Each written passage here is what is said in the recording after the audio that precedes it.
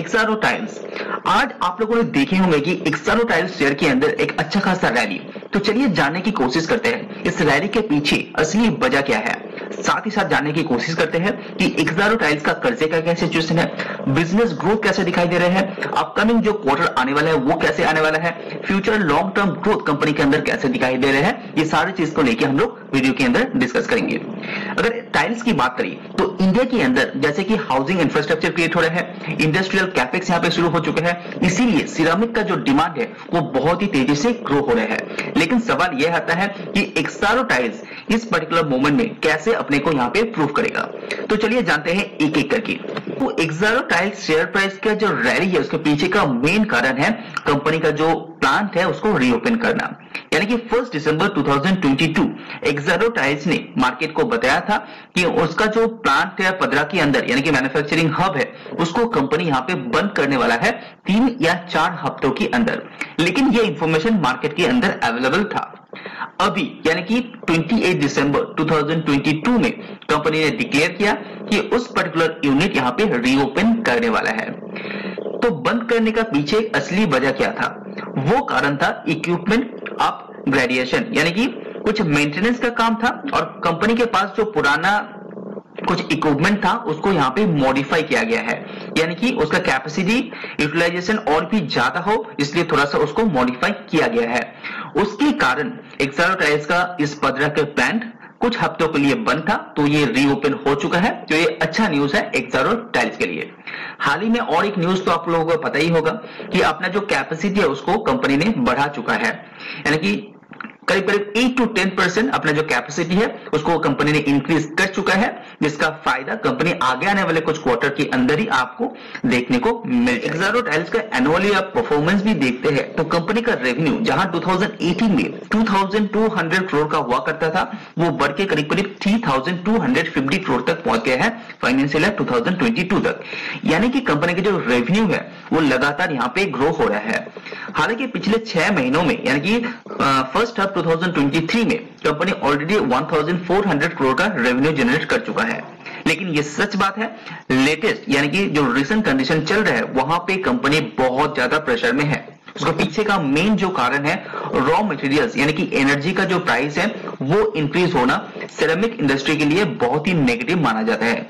तो वही problem company यहाँ पे फेस कर रहा है। साथ ही साथ रॉ मटेरियल्स का जो प्राइस है वो इंक्रीज होना भी इस सिरेमिक इंडस्ट्री के लिए एक नेगेटिव न्यूज माना जाता है। तो दोनों इफेक्ट कंपनी को साथ ही मिल रहा है, इसीलिए कंपनी का रेवेन्यू के अंदर साथ ही साथ सारे पैरामीटर जो आप देखेंगे तो वहां पे थोड़ा सा नेगेटिविटी छाया हुआ है। अगर आप ईबिटा की बात करते हैं तो ईबिटा के अंदर भी ग्रोथ है, लेकिन फर्स्ट हाफ उतना अच्छा नहीं किया है। प्रॉफिट आफ्टर टैक्स पिछले कई साल का रिकॉर्ड देखते हैं तो यह अच्छा खासा माना जा रहा है।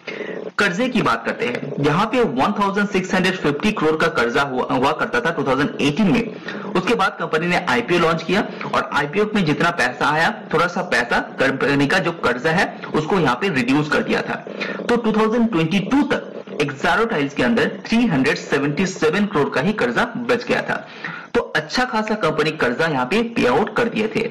लेकिन अगर आप फर्स्ट हाफ 23 देखते हैं तो कंपनी के पास 860 करोड़ का कर्जा फिर से ऐड हो चुका है, यानी कि टोटल में बात कर रहा हूं तो करीब करीब यहाँ पे 500 करोड़ का नया कर्जा एक्सारो टाइल्स ने ले चुका है। तो ये थोड़ा सा नेगेटिव पॉइंट है, लेकिन साथ ही साथ कंपनी का जो कैपेक्स है, कैपेक्स करने के लिए ये कर्जा कंपनी ने लिया है, तो ये थोड़ा सा पॉजिटिव भी हो सकता है। अगर आप सेल वॉल्यूम की बात करें तो ये एक बहुत ही अच्छा पॉइंट माना जा रहा है, क्योंकि अगर आप वॉल्यूम वाइज अच्छा सेल कर रहे हैं यानी कि कंपनी बिजनेस बहुत ही बढ़िया कर रहा है। 2018 में जहां कंपनी जो 6 मिलियन स्क्वायर मीटर पर सेल करता था वो यहाँ पे बढ़ के करीब करीब 12 तक पहुंच गया है। यानी कि पिछले 5 सालों में कंपनी सेल वॉल्यूम को यहाँ पे डबल कर चुका है। फर्स्ट हाफ का देखेंगे तो 4.9 में यहाँ पे अटका हुआ है, लेकिन ये ग्रोथ ज्यादा इस साल नहीं देखने को मिलेगा, लेकिन फ्यूचर में आगे आने वाले कुछ सालों के अंदर ये ग्रोथ ज्यादा आ सकता है, ऐसे मैनेजमेंट के द्वारा इंफॉर्मेशन दिया गया है। क्योंकि मार्केट के अंदर सिरेमिक की डिमांड लगातार यहाँ पे बूस्ट हो रहा है। तो अगर आप सवाल ये पूछते हैं कि पिछले 6 महीनों में कंपनीज के अंदर क्या क्या चेंजेस हुआ है, तो मैं आपको बता दूं, कंपनी ने अपना जो कैपेसिटी है उसको एक्सपेंशन किया है, यानी कि टेलआउट में जहां पे कंपनी का मैन्युफैक्चरिंग हब है वहां पे कंपनी 1.4 मिलियन स्क्वायर मीटर का पर एनम यहाँ पे कैपेसिटी को इंक्रीज किया है और उसमें बहुत सारा वेरियस आपका जो सिरेमिक प्लेट है वो यहाँ पे मैन्युफैक्चर किया जाएगा। अगर ये फुल पोटेंशियल में चलाता है तो करीब करीब 250 करोड़ नया रेवेन्यू यहाँ पे जनरेट हो सकता है और अभी क्वार्टरली कितना कर रहे हैं, करीब करीब 72 टू 75 करोड़, यानी कि अच्छा खासा पोटेंशियल इस पर्टिकुलर जो मैन्युफैक्चरिंग हब है वहां पे दिखाई दे रहे हैं। और यहाँ पे ऑलरेडी 18 अक्टूबर 2022 से ऑलरेडी काम काज चालू हो चुका है। कंपनी का managing director mister Mukesh Patel company को लेकर बहुत ज्यादा पॉजिटिव दिखाई दे रहे हैं। हालांकि लेटेस्ट जो कैपेसिटी एक्सपेंशन है उसको कंपनी पॉजिटिवली यहाँ पे ले रहे हैं और डिमांड को देखते हुए कंपनी यहाँ पे फ्यूचर आउटलुक भी बहुत ही स्ट्रॉन्ग दे रहा है। कंपनी का जो डोमेस्टिक कंजम्पशन है वहां पे कंपनी प्रेशर फेस कर रहा है क्योंकि कंपनी का जो हेवी मानसून के साथ ही साथ कंपनी इंडिया के अंदर जो आपका एनर्जी का प्राइस बढ़ना एक कारण यहाँ पे मैनेजिंग डायरेक्टर बता रहे हैं। लेकिन आगे आने वाले कुछ क्वार्टर या साल कंपनी का मार्जिन यहाँ पे सुधर सकता है, वो भी यहाँ पे बताया जा रहा है। अगर एक्सपोर्ट की बात करें तो एक्सपोर्ट के अंदर भी एक अच्छा खासा ग्रो यहाँ पे दिखाया है और कंपनी का कहना है कि जो एक्सपोर्ट का परसेंटेज है वो धीरे धीरे बढ़ते हुए आपको देखने को मिलेगा और साथ ही साथ मार्जिन के अंदर भी सुधार आपको देखने को मिलेगा। तो ये कुछ पॉजिटिव आउटलुक है जो मैनेजिंग डायरेक्टर यहाँ पे बता रहे हैं एक्सरो टाइल्स रिलेटेड। तो अच्छी तरह से रिसर्च कीजिए एक्सरो टाइल्स के अंदर, लॉन्ग टर्म ग्रोथ अच्छा दिखाई दे रहा है। अगर वीडियो पसंद आए तो लाइक जरूर कीजिए। आज वीडियो में इतना ही, सी यू ऑन नेक्स्ट।